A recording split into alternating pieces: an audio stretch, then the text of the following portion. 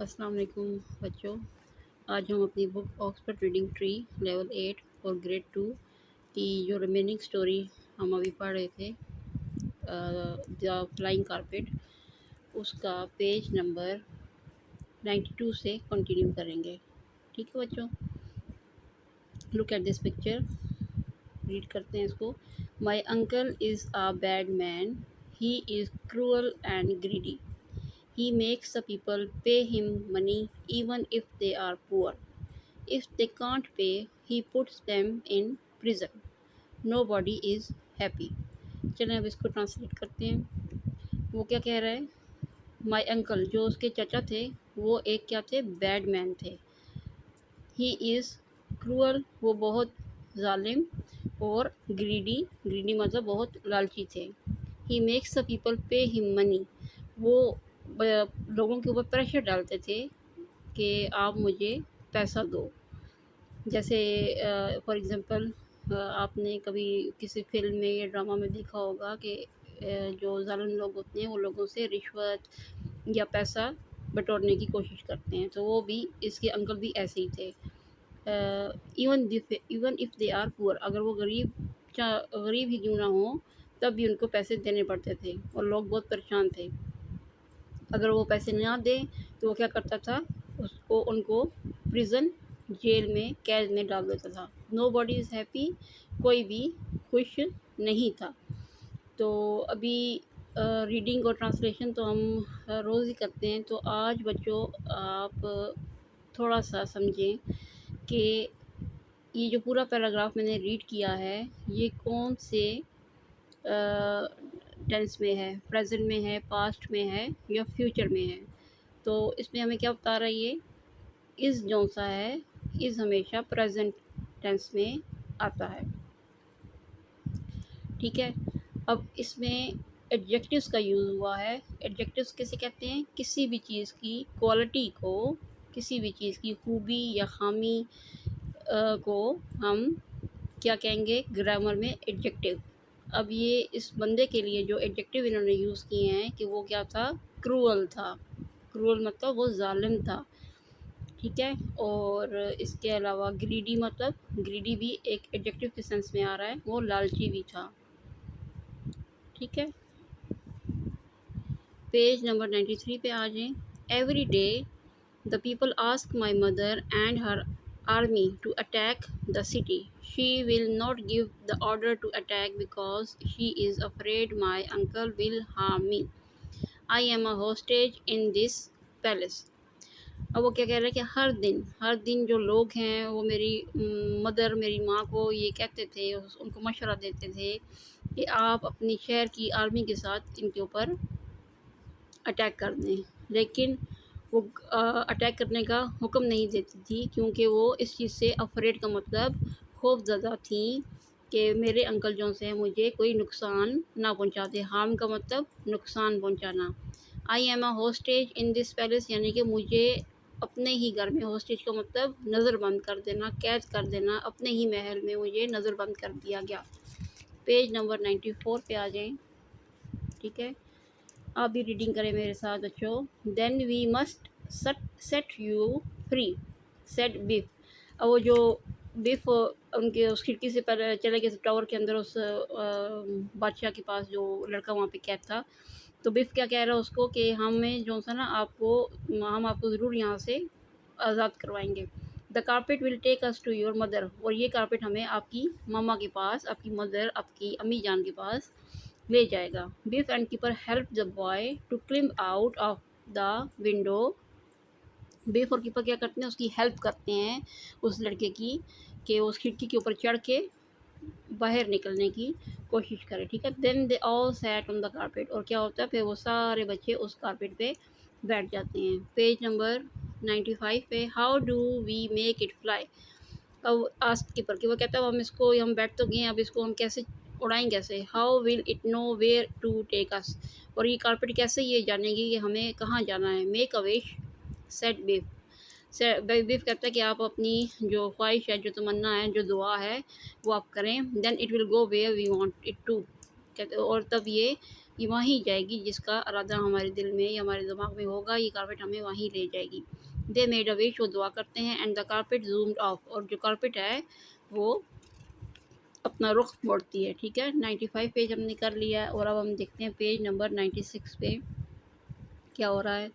The carpet sped towards the mountain, अब जो carpet है वो माउंटेन्स की तरफ चढ़ने शुरू हो जाता है। At last it began to slow down, और आखिरकार वो ज़रा धीरा ज़रा उसकी स्पीड स्लो हो जाती है। I hope it knows how to land, और कीपर कहते हैं कि मुझे पता है, उम्मीद है कि ये कारपेट जानता है कि हमें ये इसने कैसे लैंड करना है, कैसे उतरना है। It takes a long way down, ये ज़रा लंबा रास्ता है नीचे उतरने के लिए। ठीक है, ये दिख रहा है सब।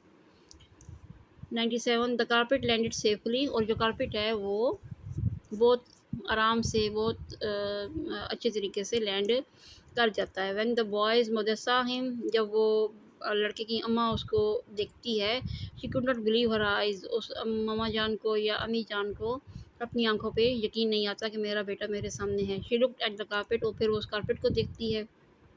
एंड शी लुक्ड एट, और फिर वो बिफोर कीपर को भी देखती है। माई सन इज सेफ, मेरा बच्चा जो है, मेरा बेटा बिल्कुल महफूज है।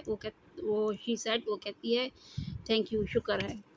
अब पेज नंबर 98 पे क्या है। The boys mother called all her soldiers, तो जो लड़के की शहजादे की जो मदर है वो सारी आर्मी को कॉल आउट कर लेती है, सारे सिपाहियों को। सोल्जर्स का मतलब सिपाही, कॉल्ड का मतलब बुला लेना।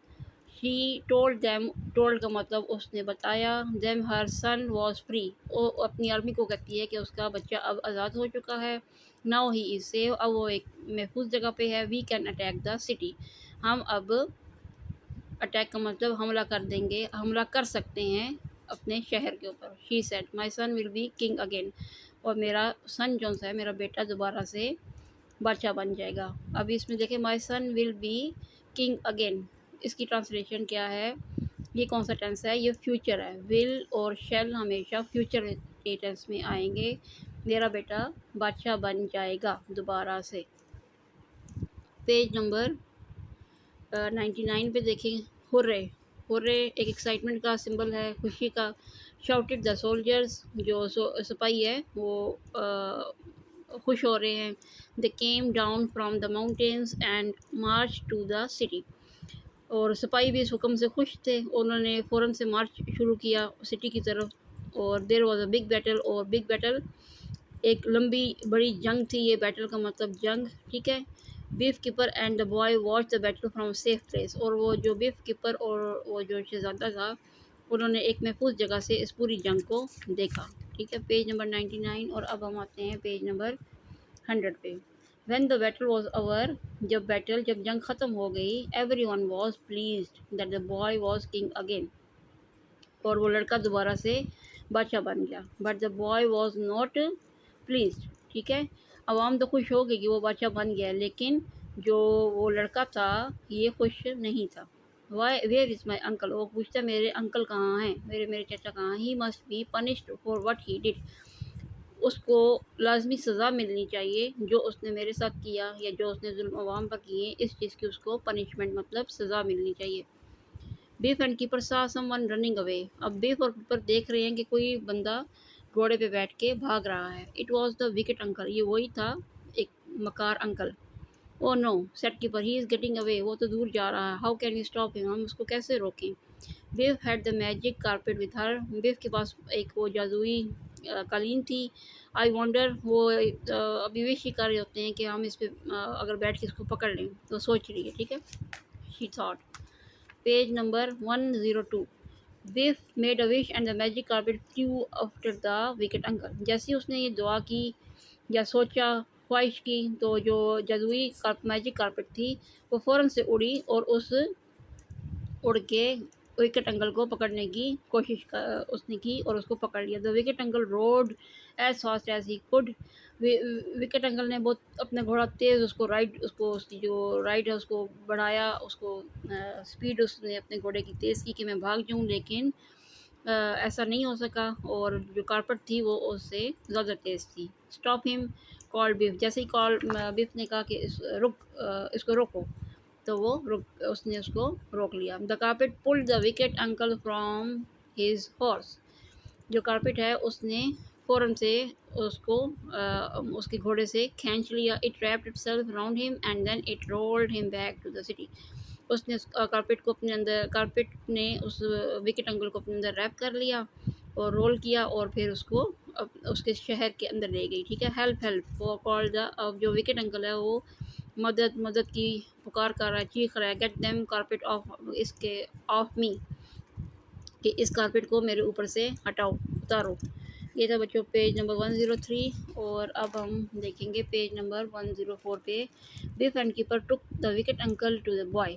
जो बिफ और विकेट अंकल को ना, वो देखें कैसे रोल हुआ हुआ है, उसको ले जाते हैं। ठीक है, thank you he said, it is my uncle's turn to go to prison. तो वो उसका शुक्रिया अदा करते हैं और कहते हैं कि अब मेरे अंकल की बारी है कि इनको कैद में डाल दिया जाए या जेल में डाल दिया जाए। Now I can be a good king, अब मैं जाके एक अच्छा बादशाह बन सकता हूँ। And look after my people again, और अपने लोगों की, अपने अवाम की खिदमत कर सकता हूँ दोबारा से। Page number 105। The boy gave beef and keeper a present. जो लड़का है जो आपको बादशाह बन चुका था, अब वो बिफ एंड कीपर को क्या दे रहा है, तोहफा दे रहा है। ठीक है, it was a beautiful toy camel. ये खूबसूरत खिलौना था ऊँट का। ठीक है, थैंक यू दे सेड, उन्होंने कहा शुक्रिया। सडनली अचानक से मैजिक की बिगेन टू ग्लो, फिर से वो फ्लैश करती है, चमकती है। It is time for us to go. अब बच्चों को पता चल गया था ये मैजिक की ग्लो कर रही है, और अब उनको पता था कि अब ये मैजिक के थ्रू यहाँ से वापस अपनी घरों को या अपने जो इलाके में चले जाएंगे। But we will take over carpet if you don't mind. लेकिन हम अपनी कारपेट को साथ लेके जाएंगे अगर आप बुरा ना माने तो। ये सब बच्चों पेज नंबर 105। और फिर क्या होता है पेज नंबर 106 पे, द मैजिक की टुक बिफ एंड कीपर होम। और वो बच्चों को मैजिक की उस कारपेट पे बिठा के घर में वापस ले आती है। व्हाट एन एडवेंचर, क्या एक दिलचस्प ये एक्सपीरियंस था, एक हैरान कुन सफ़र था। वो बहुत खुश थे इस पे। Said Kipper, do you think I if I wish very hard the carpet will take me to school each day. अब वो फिर बातें कर रहे हैं, सोच रहे हैं कि डू यू थिंक, क्या तुम सोचती हो कि अगर मैं ख्वाहिश करूँ, दुआ करूँ कि ये जो कारपेट है मुझे रोज़ स्कूल ले जाया करें, you will be lucky said Babe. और वापस में बातें कर रहे हैं कि हाँ तुम बहुत खुश नसीब हो गया अगर ऐसा हो जाए। ये सब बच्चों पेज नंबर 106। ये आज द फ्लाइंग कारपेट की कहानी मुकम्मल हो गई है। और आगे पेज नंबर 107 पे आप देखें कि आफ्टर रीडिंग, जब एक स्टोरी पढ़ लें तो आप वो क्या कर रहे हैं, हमसे वो कुछ एक्टिविटीज़ मांग रहे हैं। ठीक है, वो कह रहे हैं कि रीड करें पेज नंबर 93 को। और इसमें talk about different possible story endings. For example, could the children have captured the uncle to avoid the battle. और बच्चों इस चीज़ का जवाब आपने मुझे देना है, इस क्वेश्चन का। ठीक है, कि इसकी और क्या एंडिंग हो सकती थी। ये एंडिंग भी अच्छी हुई है, अच्छी उन्होंने एंडिंग की है, लेकिन इसके अलावा अगर कोई और एंडिंग होती आपके दिमाग में, वो क्या आ रही है। ठीक है, वो बच्चों आपने कमेंट में मुझे बताना है। और प्लीज़ मेरे चैनल को सब्सक्राइब करें। Thank you for watching.